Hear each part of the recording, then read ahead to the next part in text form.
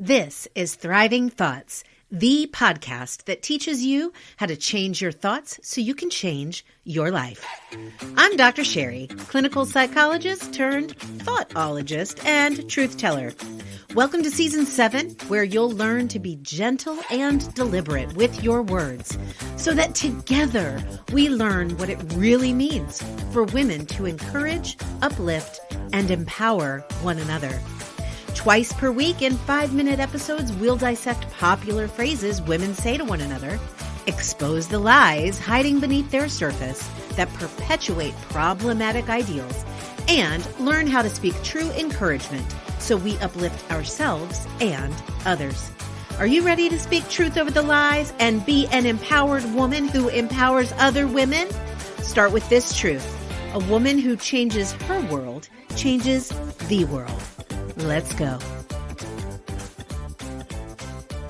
I was diagnosed with endometriosis when I was 16, discovered in what would be my first of a few surgeries to come. To that point, I had lived with pain I was unable to adequately describe to garner understanding since I started my period at age 11. Over the coming years, I would try everything. Let me correct that. I didn't try. I did the things. 7 different birth control pills, one of which was Seasonal, which was designed to limit cycles to 4 per year. Wow, that would be a miracle, I thought. So I tried it. Guess what happened? I had a period for 3 months. At that point, I was done experimenting with birth control pills as a solution. I had a second emergency surgery in my 20s due to an ectopic pregnancy, which happened other than for obvious reasons, because my fallopian tubes were so scarred that there was no room for the egg to pass through. Exhausted from years of pain and chronic anemia, I opted for a third surgery in my mid-30s, after which my doctor recommended an injection that would induce menopause. The hormonal side effects of the injection induced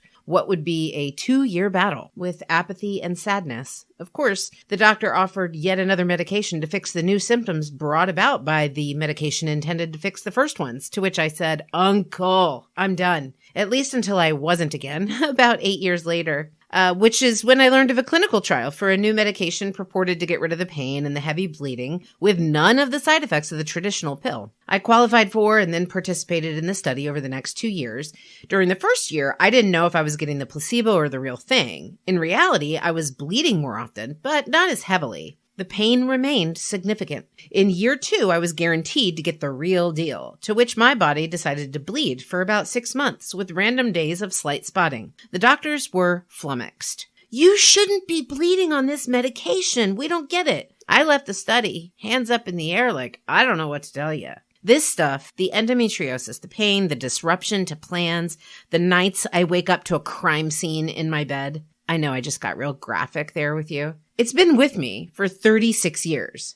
Why do I tell you this personal information? Because I want you to know that I'm living proof that it's possible to thrive in the midst of a condition and not suffer under it. If you have a chronic physical condition, I want you to know you're not alone. I want you to know that it's not just the pain or the symptoms or the disruptions that threaten to weigh us down. It's the way we think about the condition. With any chronic condition or experience beyond physical symptoms, we wage war in our thought worlds. I've let my thoughts take me to a place of anger, bordering on bitterness even, for what I have interpreted as unfair. I've flirted with the notion of suffering under this condition and feeling sorry for myself. I've entertained thoughts of hopelessness because all I want to do is feel good. Can you relate? You've heard the phrase, pain is inevitable, suffering is optional.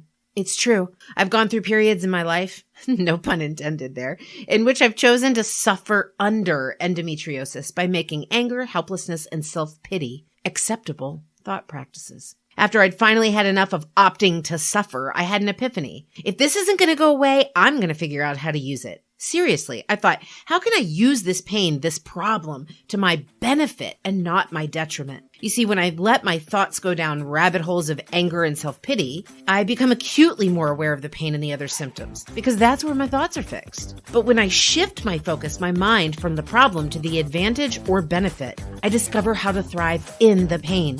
Here are 3 things I'm learning to do instead of permitting thoughts of suffering to permeate my being. Number 1, I practice gratitude for the resources I have available to me, like ibuprofen and feminine products, a luxury to so many women across the world. Number 2, I redirect myself toward prayer over complaint. And number 3, I grow my gift of compassion by encouraging others. Sometimes I let the old thought habits sneak back in, but I cling to this truth. Pain may be inevitable, but I'm going to make certain that suffering is not. If you have a chronic condition, message me. I'd be honored to pray for you. Until Sunday, speak truth over lies, and you will thrive.